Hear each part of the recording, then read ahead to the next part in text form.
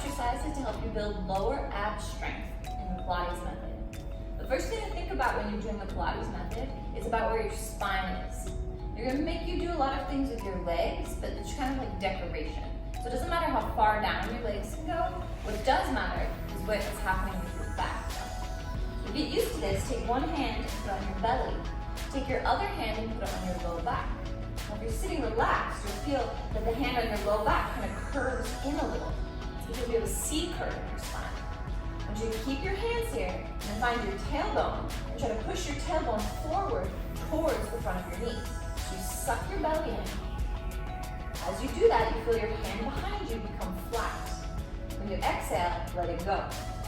Find that C curve again. Do it 2 more times. Inhale, suck the belly in. Watch as your back becomes flat. Exhale, let it go. 1 more time. Inhale, tuck the belly in. Feel the back become flat. Then take your hands down to your side. And nice and slow, inhale, lift your hands up. And exhale, let it go. As you do that, you should feel a lot of heat just kind of form in your body. Go ahead and pull your feet out in front of you. You're going to low bow down onto your back. Notice here that you even have a C curve in your spine if you don't do anything. So you have to push every single vertebrae of your spine down into the mat and then pull your knees up so they're right on top of your hips. Either point your feet or flex them, commit to one, and then inhale. Lift your head, neck, and shoulders up off the ground. Pull your chin away from your chest, your spine nice and long, and start to pound your hands. So inhale, 2, 3, 4, 5, and exhale, 2, 3, 4, 5, and inhale, 2, 3, 4, 5, and exhale, 2, 3, 4, 5, and inhale, 2, 3, 4, 5, and exhale, 2, 3, 4, 5, and inhale, 2, 3, 4, 5, and exhale, 2, 3, 4, 5, and inhale, 2, 3, 4, 5, and exhale, 2, 3, 4, 5, and inhale. 5 and exhale, 2, 3, 4, 5, and inhale, 2, 3, 4, 5, and exhale, 2, 3, 4, 5, and inhale, 2, 3, 4, 5, and exhale, 2, 3, 4, 5, and inhale, 2, 3, 4, 5, and exhale, 2, 3, 4, 5, last one, and inhale, 2, 3, 4, 5, and exhale, 2, 3, 4, 5. Let it come down. Woo! Now, that's the traditional warm-up. Just kind of shows you how hard Pilates is, because it doesn't feel like a warm-up, it feels just like regular work. So, we're going to focus on our lower abs now, so we're going to go right into a round of marching. Now, marching can either be really easy if you're not doing it correctly, or it can be incredibly hard, so make sure that it's challenging for you. Again, start by pushing the vertebrae of your spine into the mat and then lift up your feet. You either want to flex your feet or point them. Pointing looks prettier, but flexing will make sure you don't have any cramps in your feet. Keep your feet where they are, and then don't move from your knees. No. Instead, you want to move from your hip. Try to keep your knees on top of your hips, and then just take one leg at a time, and lower down, tap, and lift up. Switch sides, tap, and lift up. It's down, tap, and lift up, down, tap, and lift up. It's already so much work. Give me 8. For 7, don't forget to breathe. You don't have to go all the way down. What's more important than going all the way down is making sure that your lower back stays on the mat. Last 5 here. For 4. Now it's much easier if you go like this, right? But that's not as much work. It's also easier if instead of stopping your knees on top of your hips, when you lower down, you pull your knee up here. Then it won't feel like any work if you're just lowering and lifting up here, right? No ab work will be done. So you have to keep your hips right on top, right below your knees, excuse me. Give me 2 more. 2. 2. For the very last one, come down and tap 3 times each side. For 3, 2, 1, lift it up. Switch sides. For 3, 2, 1, lift it up. Pull your knees in towards your chest and just wiggle left and right. Pilates is hard work. Okay. Now, take your right leg down and just hold your left knee in towards your chest. Hold real tight here. Then you want to lift up your leg there with your left foot. Now, I think it looks really pretty with pointed feet, but I always get a cramp in my foot. So I'm going to flex my foot and then take my toes and push them so they're going out over my shoulder. It doesn't matter about anything else. It just matters that I imagine I have a paintbrush taped to my heel. I'm going to try and make a circle, a perfect circle with my heel. I don't want to see any of this, like lifting up, right? Everything else stays steady. You just make a perfect circle with your heel. Doesn't need to be big, doesn't need to be small. Just need to keep your low back on the mat and make sure that you're circling. We'll do 4 more. 3, 2, last one. And then reverse. For 4, 3, 2, last one. Grab your knee once again, just take a big breath. Take a little stretch. You're going to take your right hand to the outside of your left knee. You take your left hand down, and then you'll push your left knee over to the right and try to push down into your left hand. Looking over at your left hand if you want. Deep breath. And then come right back. Take the left leg down. Lift on up through the right leg. Again, flex your foot or point it. Choose one. Commit. And then turn so your toes are going over your shoulders. Start to make a circle. Caring more about how perfectly shaped the circle is. And caring more about if your low back is on the ground and about how big your circle can be. So sometimes a small circle is more work, right? If you're doing it correctly. So we're going to do 4 more.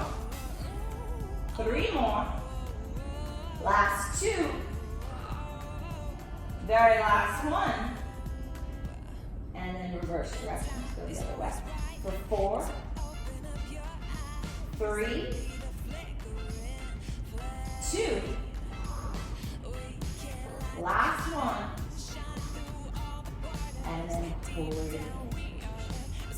Ooh, you really feel that where all that work is happening. Again, left hand on the outside of the right knee. You're going to pull your right hand into the ground. Pull the right leg over to the left and try to look.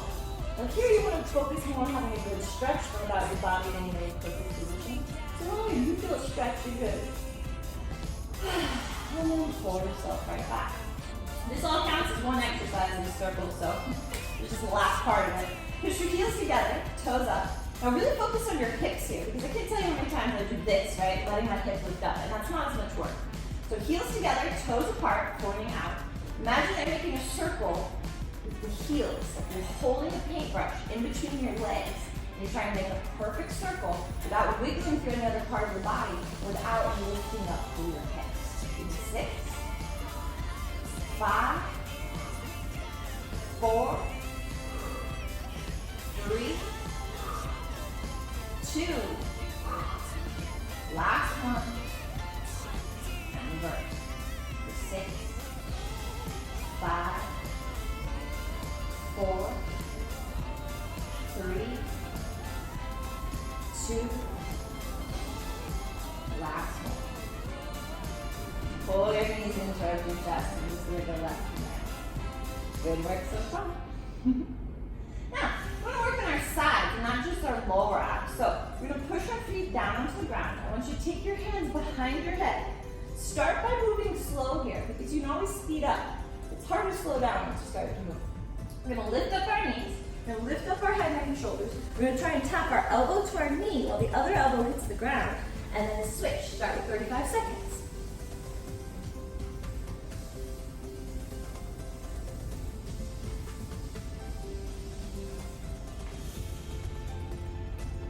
Both shoulder blades lifted up off the ground. Try to pull your chin away from your chest. Make sure those elbows are tapped in. Here we go. Almost. 25.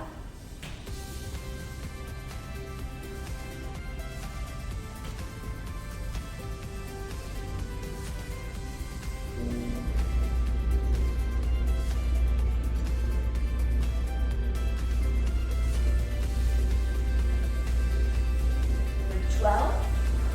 11. 10, 9, 8, 7, 6, 5, 4, 3, 2, 1, and set it down. Woo! If you can't feel that, let me know. Woo! You should definitely be able to feel it right now. Your mid-abs will be really hot. Your sides will feel hot. You should feel hot all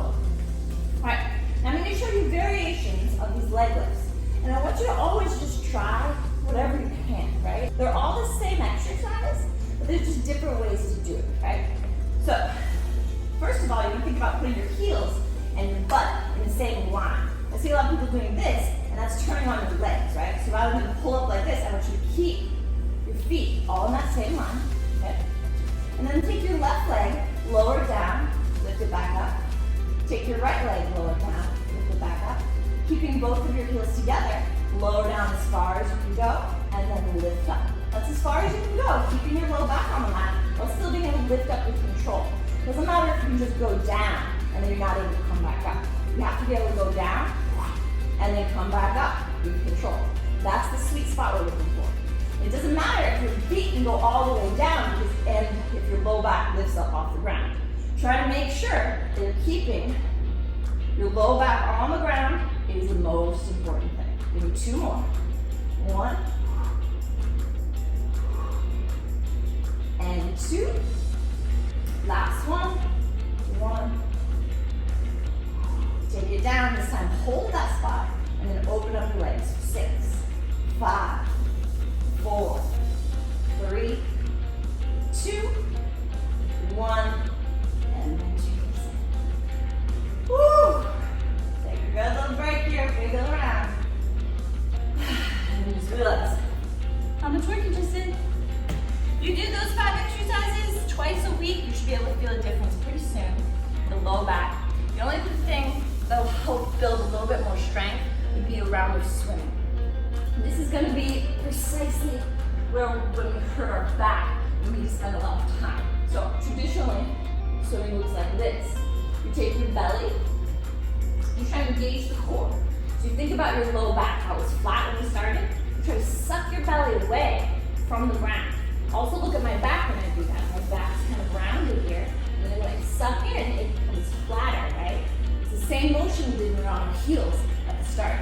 So take your abs, pull them up, push down into your heels, lift on up through your hands, and swim for 12, 11, 10, 9, try to stay high, 8, 7, 6, 5, 4, 3, 2, and 1. Take a break. Hold right here for 6, 5, 4, 3, 2, 1, and then come right back up for another little 10-second count.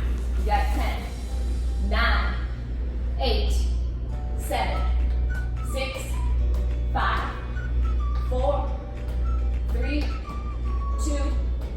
1, and 2.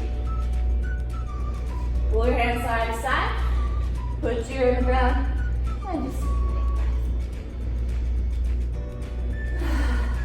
switch sides, put your ear in the other way, and again, just take a breath.